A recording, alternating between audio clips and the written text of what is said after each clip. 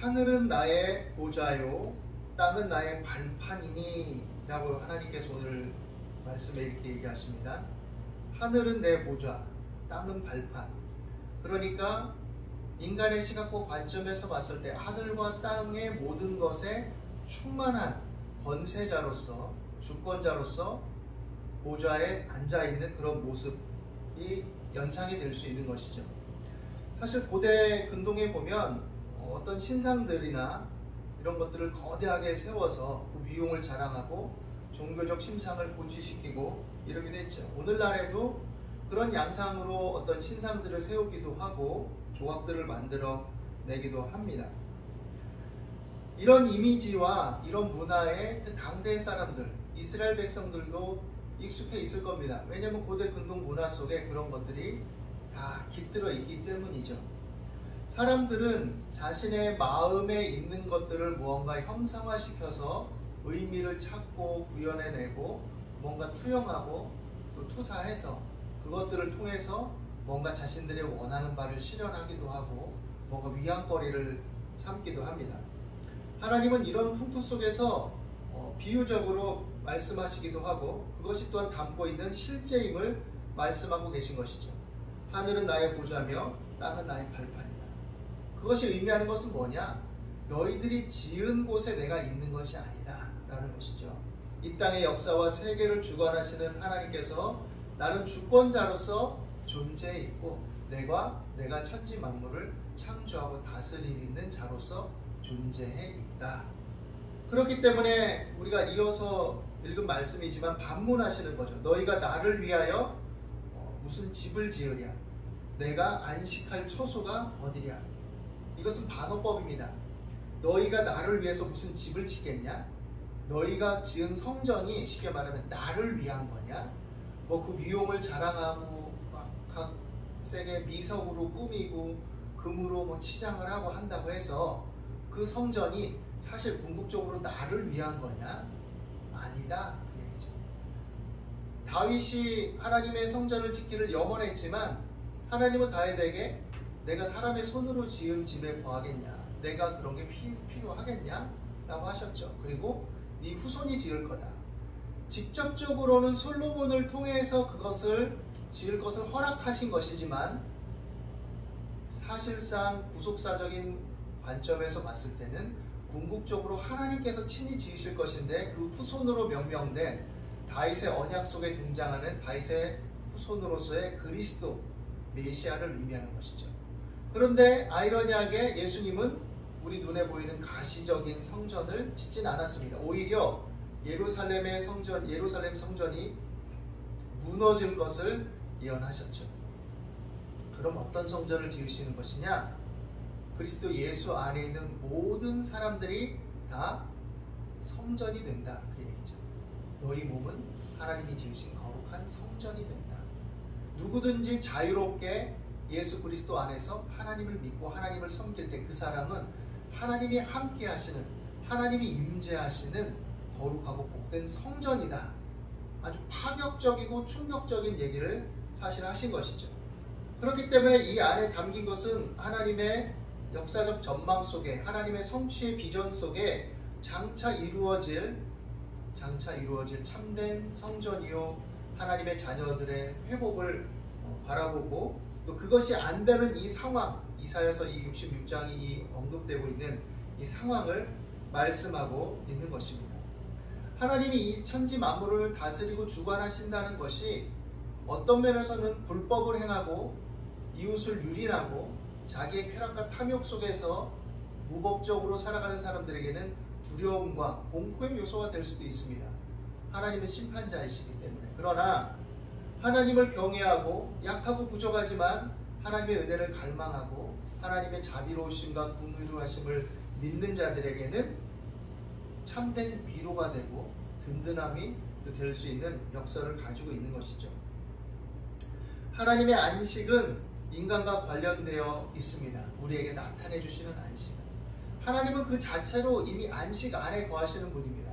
하나님은 우리처럼 인간처럼 인간에게 어떤 깨닫고 알고 생각하게 하기 위해서 우리 인간의 어떤 수준과 눈높이에 맞춰서 자신의 감정과 의지와 뜻과 생각들을 나타내 주시지만, 그러나 하나님은 그리스 로마 신화에 나오는 변덕스러운 신들이나 또 인간과 같이 변덕스럽고 가변적이고 뭔가 불완전한 그런 존재가 아니다라는 것을 알아야 됩니다. 하나님은 이미 안식 안에 거하십니다. 어떤 일을 행하시고 쉬지 않고 일하셔도 지치지 않고 고단하지 않으시고, 또 그 모든 것들을 이루시기에 부족함이 없고, 아무리 우리에게 나타내시는 분노와 상처와 슬픔과 고통을 얘기하신다 할지라도 그것 때문에 심리적 정신적 병리가 생기고 어그러지고 이런 분이 아니시죠. 하나님은 완전하신 하나님이시고, 또 천지 만물을 창조하시고 다스리시는 주권적인 빈틈없는 충만한 그런 하나님이신 것이죠. 그래서 하나님이 안식을 성경에서 거론하실 때 우리 인생들과 관련해서 거론하십니다. 그래서 이 오늘의 이 맥락 속에서 하나님의 안식은 피조물의 완성과 자신이 이루신 복됨을 보시는 것에 있다라는 것을 사실은 말해주는 것이죠.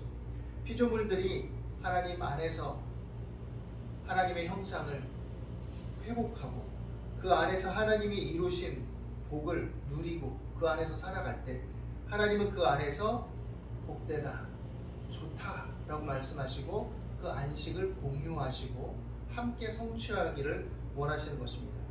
창세기 창조기사에 예시되고 있는 것과 같죠. 하나님께서 태초에 천지 만물을 창조하시고 다스리실 때에 마지막 날에 사람을 지으시고 보시기에 몹시 좋았다 라고 얘기하시죠. 그리고 이 모든 일을 마치시고 안식하셨다. 그 말은 하나님이 창조하신 이 모든 것들을 통해서 기쁨을 누리시고 만족을 누리시고 그 영광을 누리시고 계신 것이죠. 그리고 그 첫날, 인간이 맞이하는 첫날을 안식으로서 누리고 즐거워하기를 원하신 겁니다. 그래서 인간들에게는 하나님께서 지으신 천지 만물, 만물의 질서, 여러 자연들, 이것들을 누리고 다스리고 관리할 또 기쁨과 자유와 또 한편으로서의 긍정적인 의무와 책임이 동반적으로 주어져 있는 것이죠. 그런데 우리의 인생은 그런 식으로 전개되지 않았습니다. 우리 안에 있는 죄와 허물들이 그것들을 어그러뜨리고 상하게 만들었죠.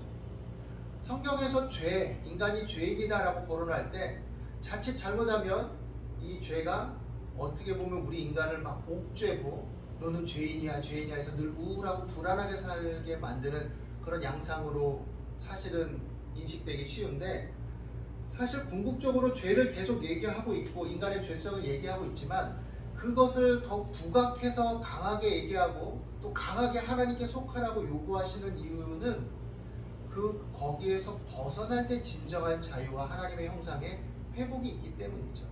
그래서 우리가 생각하는 것보다 하나님은 우리의 치료와 회복을 전망하시고 그 안에 안식을 바라고 계신 것입니다. 그래서 하나님께서 하나님의 백성들을 택하시고 또 그들에게 하나님 안에서의 참된 자유를 누릴 수 있는 그들에게 필요한 제사와 율법을 통해서 삶의 균형을 잡도록 사실 허락하셨던 것이죠. 이스라엘을 통해서 이것을 전망하셨고 이것이 확장돼서 사실은 그리스도 예수 안에서 모든 천한 만민이 자유와 기쁨을 누리도록 섭리하시고 이끌어 주셨던 것입니다. 이스라엘 백성들의 실책은 또 실수는 뭡니까? 그들에게 주어진 참된 자유를 누리지 못한 거예요. 그들의 열심과 열정은 사실은 그 숨은 잘못된 열정과 잘못된 욕망을 감추기 위한 거칠의 열정으로 치달았습니다. 오늘 말씀에 우리가 보니까 하나님께서 이 모든 것을 지으셨기 때문에 진정으로 하나님의 안식에 하나님께서 완성하실 그 처소에 거할 자가 누구냐라고 말하냐면 마음이 가난하고 심령에 통회하며 내 말을 듣고 떠는 자라고 얘기합니다. 이것은 이 당시의 정황 속에서 얘기하고 있는 거예요. 그 당시의 정황은 뭐냐? 바벨론의 어떤 그 침략과 멸망이 예고되고 있는 상황입니다. 그들이 계속되는 죄악으로 인해서 하나님께서 이스라엘 백성들을 심판하실 것을, 유다를 심판하실 것을 이미 얘기하고 계신 것이죠. 그렇기 때문에 그런 상황 속에서 우리가 죄를 지었구나, 잘못했구나, 우리의 삶이 어그러졌구나 라는 것을 생각하고 돌이켜서 돌아와야 되는 것인데, 그들이 더 행한 것은 뭐냐?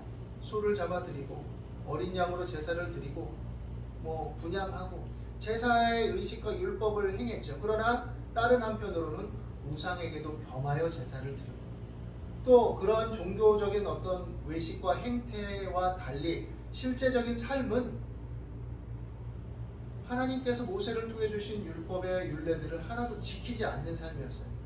하나님과 우상을 겸하여 섬기고, 또 안식일을 사실은 거룩하게 여기지도 않았고, 또 이웃의 물건을 탐내고, 부모 자녀 간의 의가 깨지고, 쾌락과 탐욕이 일상이 되어버리고, 가진 자들은 더 가지려고 하고, 재판은 굽어지고, 정의가 다 땅에 떨어지고, 왕부터 나서서 악을 행하고 그릇된 일을 행해도 자정 능력이 없어져 버려요. 선지자들, 종교인들은 뇌물을 받고 또 자리를 탐해서 거짓된 말을 하고 왕의 귀에 듣기 좋은 말이나 하고, 백성들의 삶이 도탄에 빠진 것은 돌아보지 않고 마음 아파하지 않고 그런 상태였던 것이죠. 이런 상황에서 요구되는 것은 뭐냐? 가난한 마음이에요. 가난한 마음. 육신적인 부와 육신적인 어떤 물질만 탐함으로써 마음이 이미 부요해져서 그런 게 없어도 다 살 수 있을 것처럼, 하나님 없어도 살고 이대로가 좋다라고 생각하는 그런 마음이 아니라 마음이 가난한 겁니다. 부자도 마음이 가난해질 수 있죠. 어떤 면에서는 이런 상황에 직면했을 때 돌아보면 심령에 통해하는 것이죠.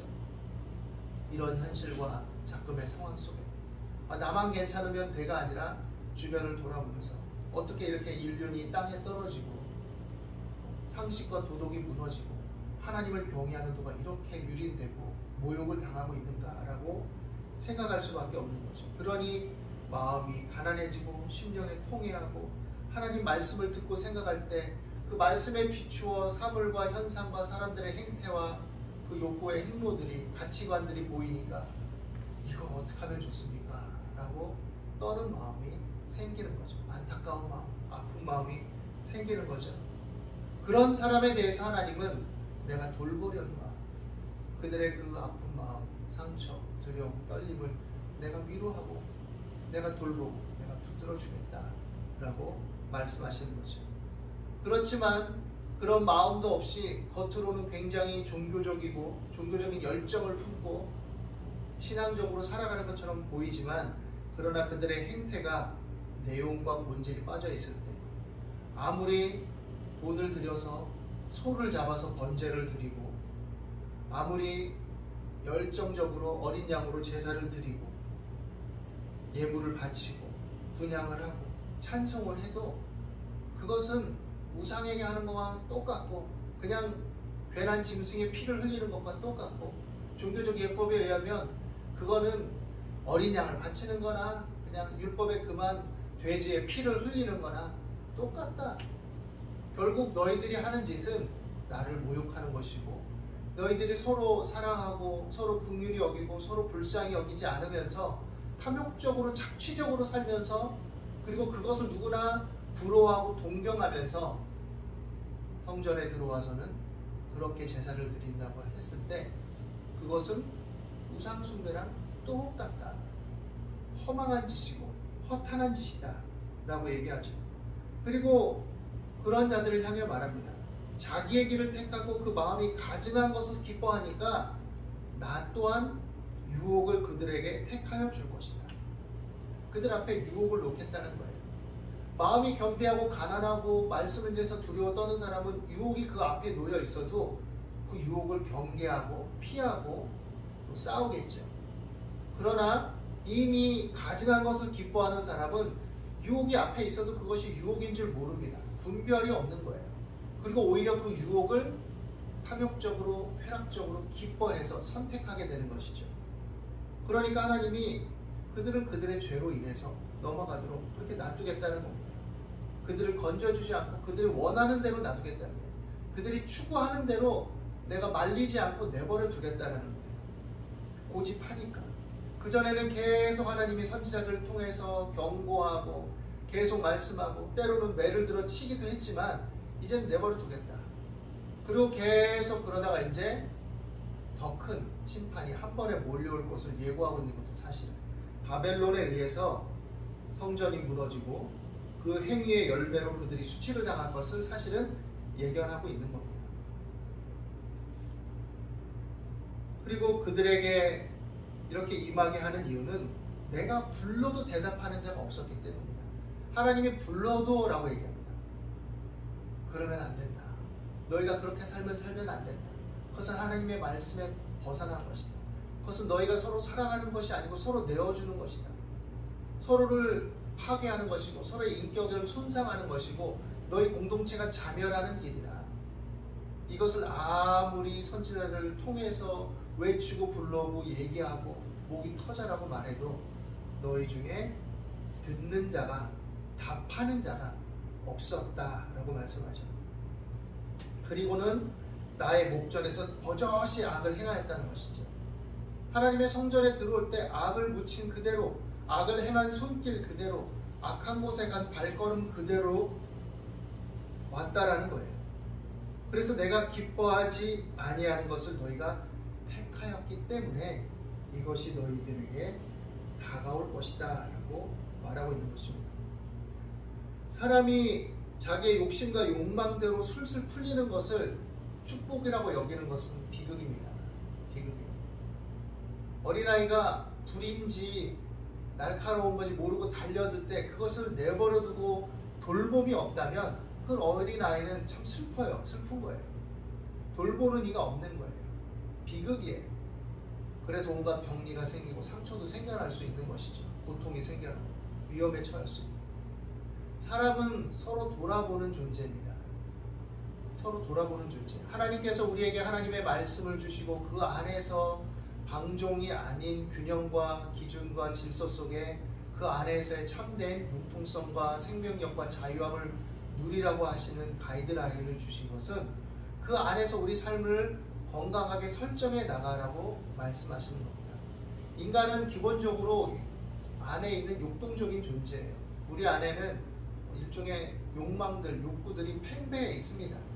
그것이 우리 생의 의지가 되고 살아가는 힘이 되기도 하지만 그러나 그것이 방향을 잘못 잡고 그것이 그릇된 가치 체계로 패턴화되기 시작하면 우리의 욕망은 걷잡을 수 없이 죄악된 것을 추구하고 자신을 유린하고 자신의 인격과 정서와 삶을 망치면서도 그것이 옳다라고 합리화시키기 시작하죠.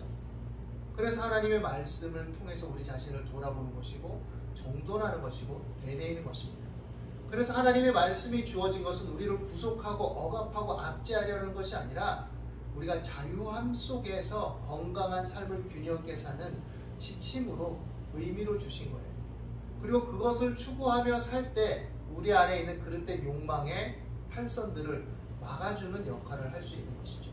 이것은 내 자신만을 위한 것이 아니라 또한 내 주위의 이웃들과의 관계성, 공동체와도 관련이 있다라고 하는 것입니다. 사람은 공동체적으로 서로 영향을 주고받을 수밖에 없는 사회적 존재입니다.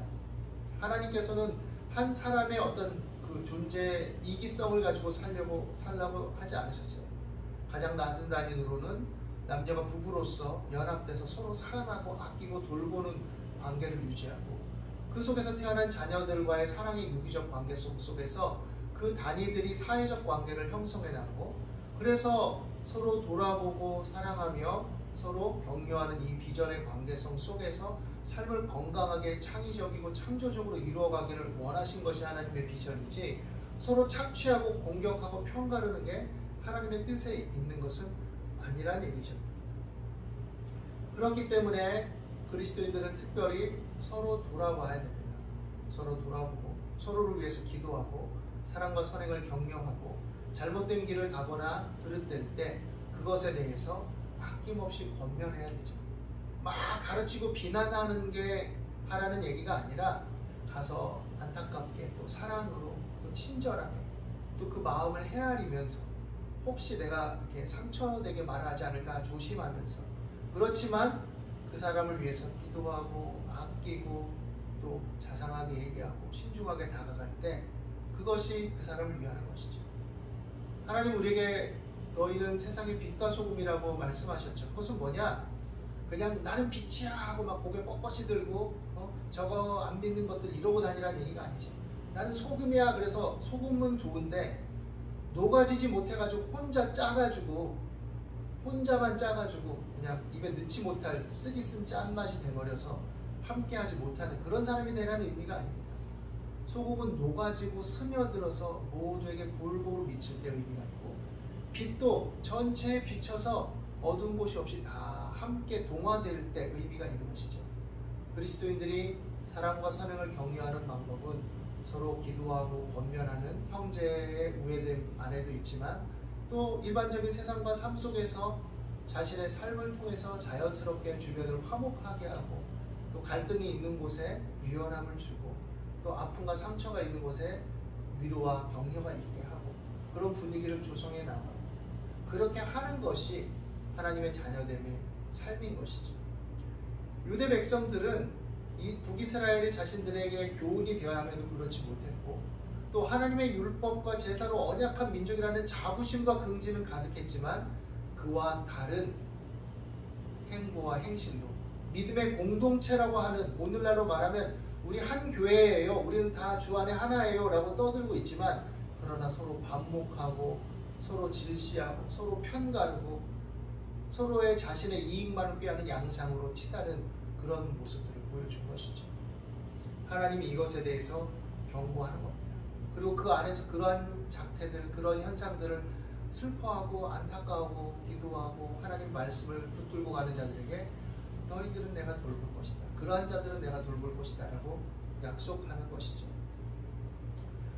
오늘 이 말씀 안에서 우리가 우리 자신을 살피고 또 주변을 돌아볼 수 있게 되기를 바라고, 또 삶의 여유를 회복하고 또 잘 녹아져서 그 안에 주변을 평화롭게 함으로써 나도 그 평화를 함께 누릴 수 있다는 지혜를 얻고 그의 기뻐하심을 따라서 합당한 믿음의 삶을 추구하기를 바랍니다.